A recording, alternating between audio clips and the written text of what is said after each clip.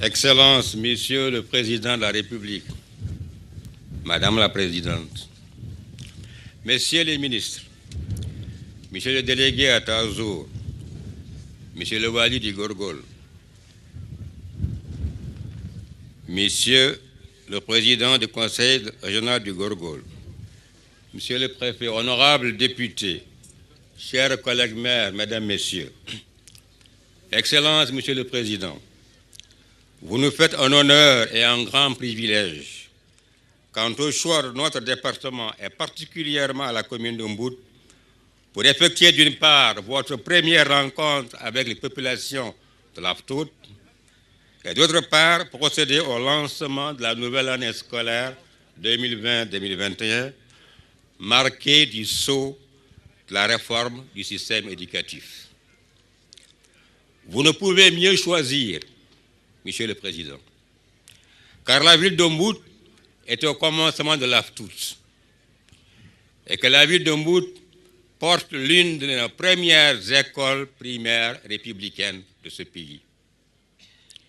Ces indications sont juste pour signifier que la ville conjugue intimement l'ancien et le nouveau pour en faire une unité pilote de votre programme. Ceci est pleinement justifié.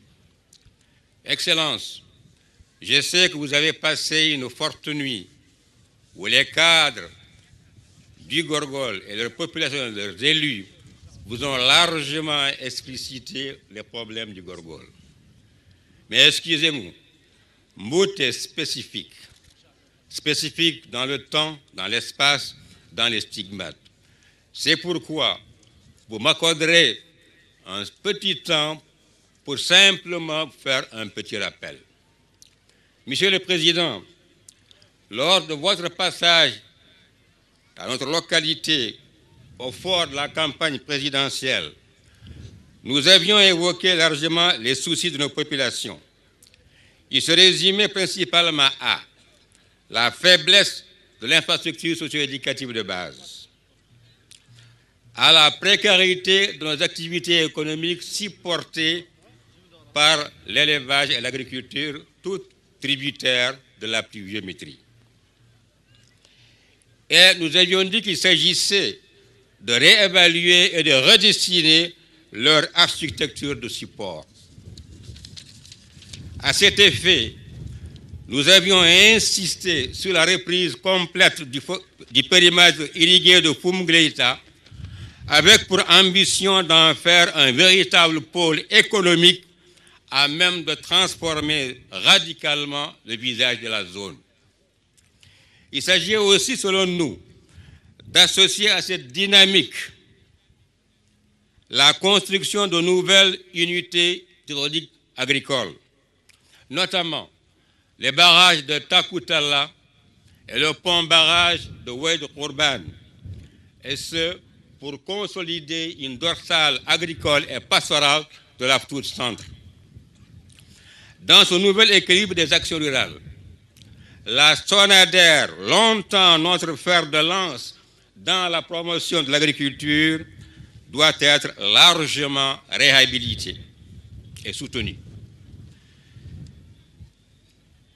Encore une fois, les activités de la pêche sont importantes dans l'économie de nos riverains de la retenue du Fumgleita.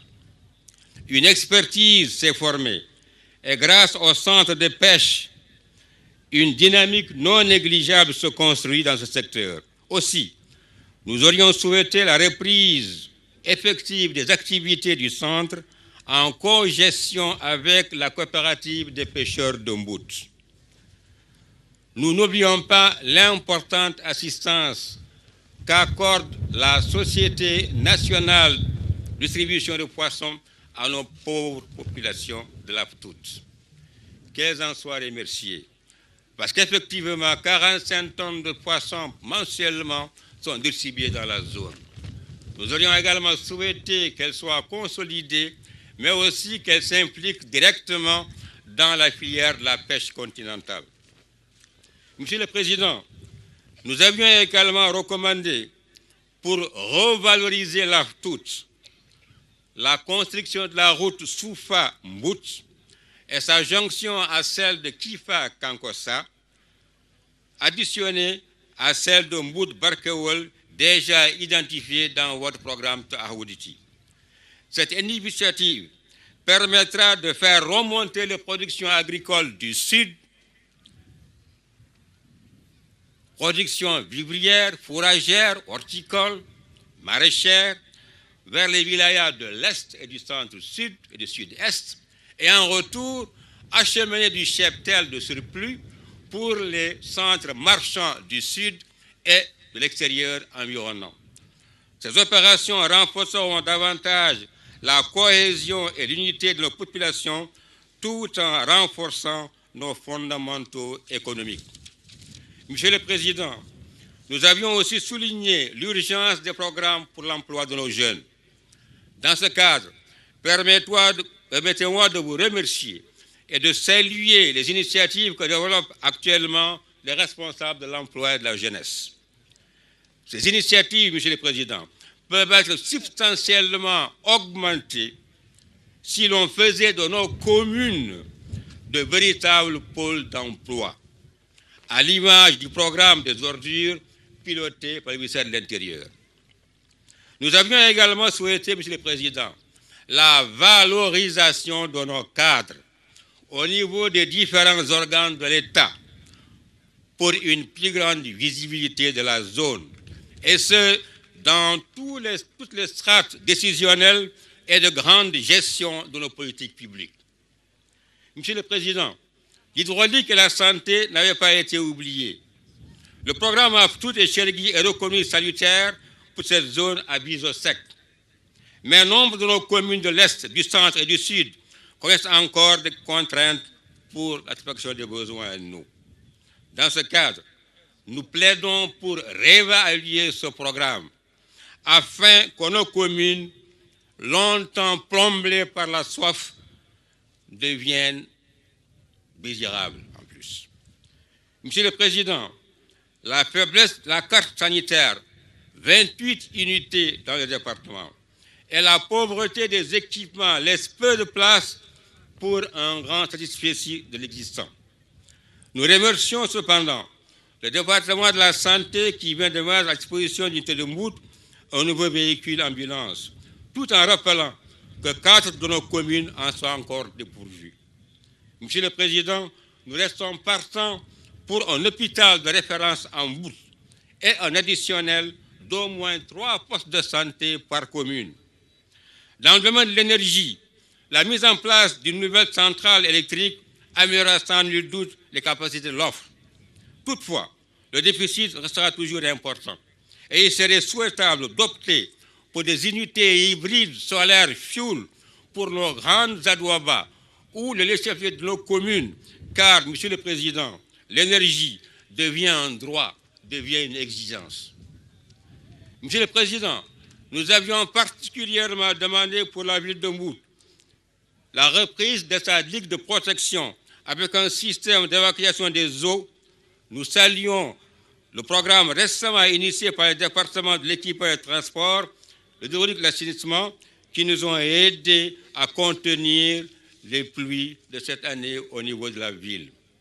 Nous avions à ce tableau ajouté la clôture de notre cuvette, mais aussi la création des périmètres maraîchers et fruitiers de 50 hectares et la construction d'un abattoir moderne. Le département du développement rural vient de nous faire une agréable surprise qu'il convient de souligner, à savoir la reprise de la clôture de notre culture agricole de près de 3000 hectares. Monsieur le Président, vous en êtes remercié. Monsieur le ministre, vous en êtes à l'aise. Au nom de nos 4000 exploitants, merci encore une fois de plus.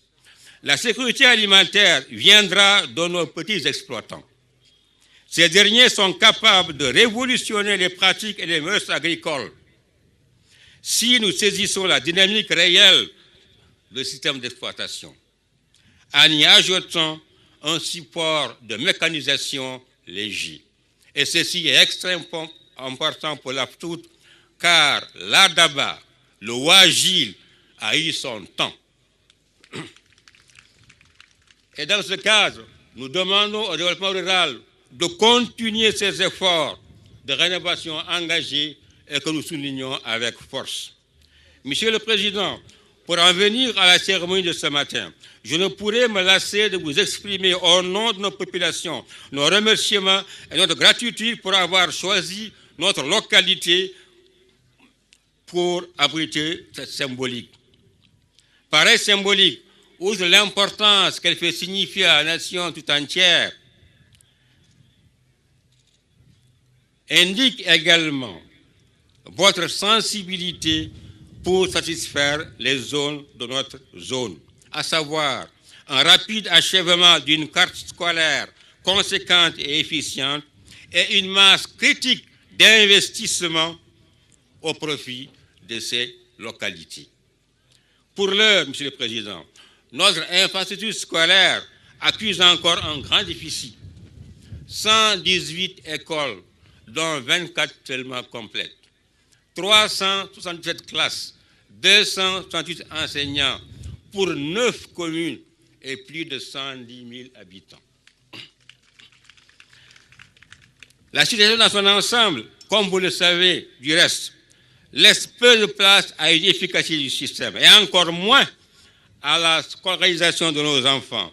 Dans ma seule commune, près de 400 jeunes garçons et filles ne peuvent pas s'inscrire chaque année faute de classe. Et ceci est valable pour toutes les communes de la Moukata. Je disais à l'entame de mon propos que notre ville a connu sa première école en 1945.